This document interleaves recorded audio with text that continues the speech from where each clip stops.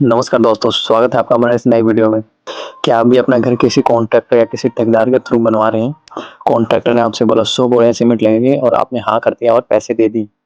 अगर आपको कैलकुलेशन नहीं आता तो कंस्ट्रक्शन लाइन में हर कदम पे आपका नुकसान तय है, चाहे आप घर के मालिक हों या साइट इंजीनियर। आज मैं आपको कंस्ट्रक्शन से रिलेटेड टॉप 10 उस सवाल के आंसर बताऊंगा जो गूगल पे रोज सर्च होते हैं।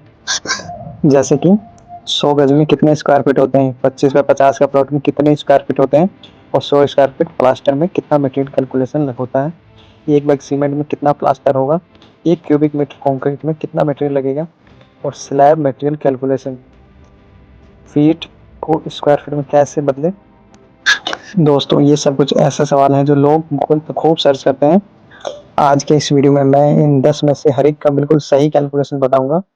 दोस्तों, ये 8 मिनट की वीडियो आपके लाखों रुपए बचा सकती है, तो कॉपी पेन ले लें और शुरू करते हैं। दोस्तों, सबसे पहले बात करते हैं जमीन के गणित की। सबसे ज्यादा कंफ्यूजन गज और स्क्वायर फीट में होती है। सबसे पहला टॉपिक है, एक गज में कितने स्क्वायर फीट होता है। मार्केट में स्टैंडर्ड रूल है, एक गज में 9 स्क्वायर फीट होता है। तो 100 गज में 100 into 9 is equal to 900 square feet हो जाएगा। रजिस्ट्री में कभी कभी साइज बदलता है, लेकिन कंस्ट्रक्शन में 9 स्क्वायर फीट पर गज ही चलता है। नेक्स्ट टॉपिक की बात करते हैं। 25 बाय 50 के प्लॉट में और 12 बाय 12 के रूम में आपको कितना स्क्वायर फीट होगा। 25 बाय 50 का plot is equal to length into width. Length जो है हमारा 25 इंटू 50, तो 1250 स्क्वायर फीट हो जाएगा। और वही हम 12 बाय 12 के रूम की बात करें तो हमारा 144 स्क्वायर फीट निकल के आ जाएगा। अगर हमें टाइल लगाना है तो हमें 144 स्क्वायर फीट ही कंसीडर करके चलना होगा।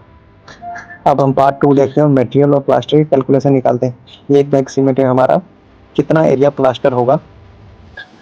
अगर प्लास्टर 12 mm थिकनेस है और जो रेशो हमने लिया मसाले का वो 1:6 है, तो एक बैग सीमेंट में अप्रोक्स 90 से 100 square feet area plaster cover करता है। दोस्तों, सीलिंग में हमेशा 6 mm प्लास्टर करें और आउटर वॉल में हमेशा 20 mm प्लास्टर करें। और ये जो रूल मैंने अभी बताया है वो एस्टिमेशन के लिए बिल्कुल परफेक्ट है। अब बात करते हैं पेंट के कैलकुलेशन की। पेंटर कई बार पेंट के कैलकुलेशन के लिए सिर्फ फ्लोर एरिया पूछता है, जो कि बिल्कुल गलत है। दोस्तों, पेंट कैलकुलेशन निकालने का थंब रूल है फ्लोर एरिया इंटू 3। तो टोटल पेंटिंग एरिया हमारे पास निकल के आ जाएगा वॉल प्लस सीलिंग का। एग्जाम्पल के साथ 1000 स्क्वायर फीट का घर है अगर हमारा, तो 3000 स्क्वायर फीट पेंटिंग एरिया निकल के आ जाएगा। अभी तक हमने देखा कि अगर हमारा घर 1000 स्क्वायर फीट का है और हमें पेंट करना है तो हमें 3000 स्क्वायर फीट एरिया कंसीडर करके चलना होगा, जिसमें वॉल प्लस सीलिंग दोनों इंक्लूड हो जाती हैं। दोस्तों, अब बात करते हैं 1 metre cube concrete material calculation, यानी 1 मीटर क्यूब में कितना मटेरियल लगेगा। 1 metre cube wet concrete is equal to 1.54 से 1.57 मीटर क्यूब ड्राई मटेरियल। यानी कि अगर हम 1 मीटर क्यूब वेट कंक्रीट बनाते हैं तो हमारा जो ड्राई मटेरियल होना चाहिए 1.54 से 1.57 मीटर क्यूब होना चाहिए।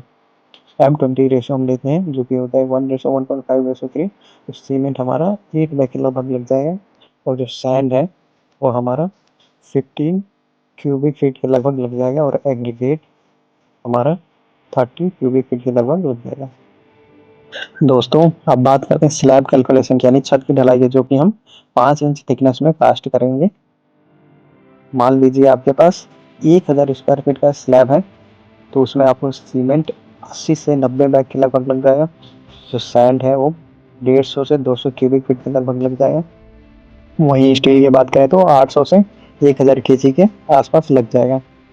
अब हम जानते हैं स्टील वेट निकालने का सबसे आसान तरीका। फॉर्मूला है डी इंटू डी, यानी dia into dia divided by 162।